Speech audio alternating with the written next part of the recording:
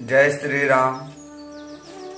आज की अध्याय जो है कुरुक्षेत्र के युद्ध स्थल में सैन्य निरीक्षण। आज का जो ज्ञान है जो इस प्रकार से है। धृतराष्ट्रोवाच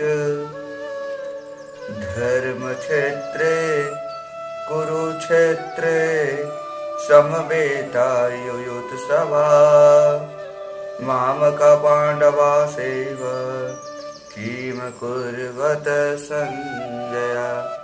गीता के प्रथम अध्याय में प्रथम श्लोक में जो है धृतराष्ट्र ने अर्जुन से कहते हैं कि हे संजय, धर्म भूमि कुरुक्षेत्र में युद्ध की इच्छा से एकत्र हुए मेरे तथा पांडु के पुत्रों ने क्या किया।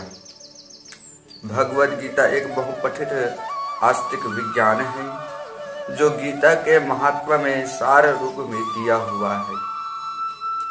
इसमें यह उल्लेख है कि मनुष्य को चाहिए कि वह श्री कृष्ण के भक्ति की सहायता से संवीक्षण करते हुए श्रीमद्भागवत गीता का अध्ययन करे और स्वार्थ प्रेरित व्याख्याओं के बिना उसे समझाने का प्रयास करे।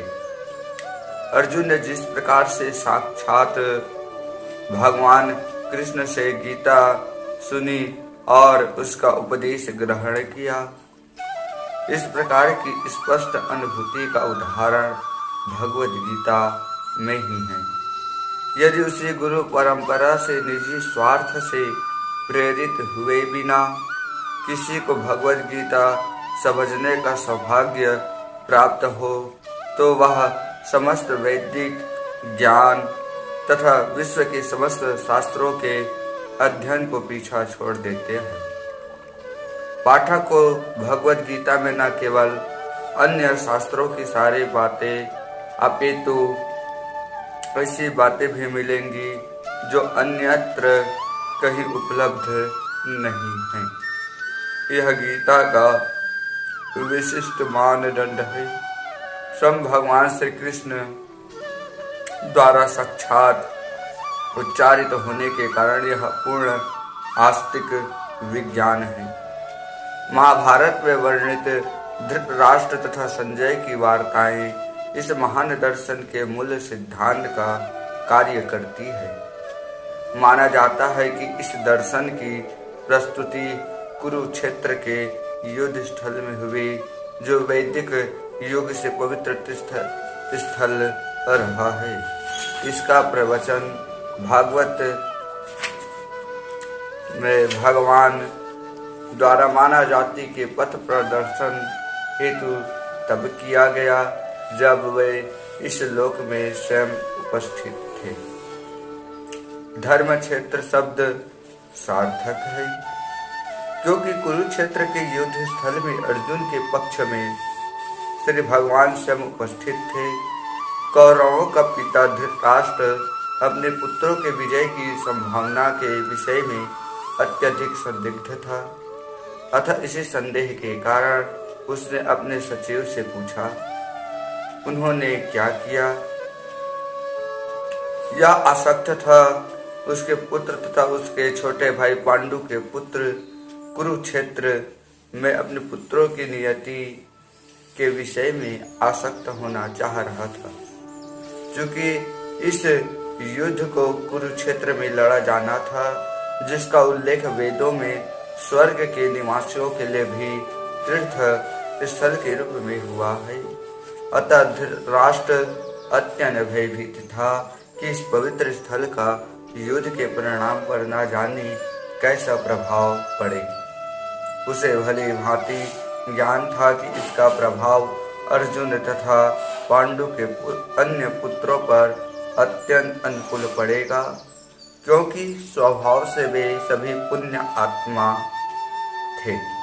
संजय श्री व्यास का शिष्य था। अतः उनकी कृपा से संजय धृतराष्ट्र के कक्ष में बैठे बैठे कुरुक्षेत्र के युद्ध स्थल का दर्शन करा सकता था। इसलिए धृतराष्ट्र ने उससे युद्ध स्थल की स्थिति के विषय में पूछा। पांडव तथा धृतराष्ट्र के पुत्र दोनों ही एक वंश से संबंधित है, किंतु यहाँ पर धृतराष्ट्र के वाक्य से उनके मनोभाव का प्रकट होते हैं।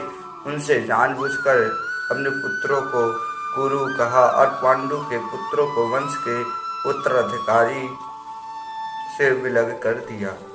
इस तरह पांडु के पुत्रों अर्थात अपने भतीजों के साथ धृतराष्ट्र की विशिष्ट मन स्थिति समझी जा सकती है। जिस प्रकार धन के खेत से आवंटित पौधों को उखाड़ दिया जाता है, उसी प्रकार से इस कथा के आरंभ से ही ऐसी आशा की जाती है कि जहाँ धर्म के पिता श्री कृष्ण उपस्थित हो, वहाँ कुरुक्षेत्र रूपी खेत में दुर्योधन आदि धृतराष्ट्र के पुत्र रूपी अवांछित पौधों को समूल नष्ट करके युधिष्ठिर आदि नितांत धार्मिक पुरुषों की स्थापना की जाएगी। जहाँ धर्म क्षेत्र तथा कुरुक्षेत्र शब्दों की उनकी ऐतिहासिक तथा वैदिक महत्ता के अतिरिक्त यही सार्थकता है। जय श्री राम।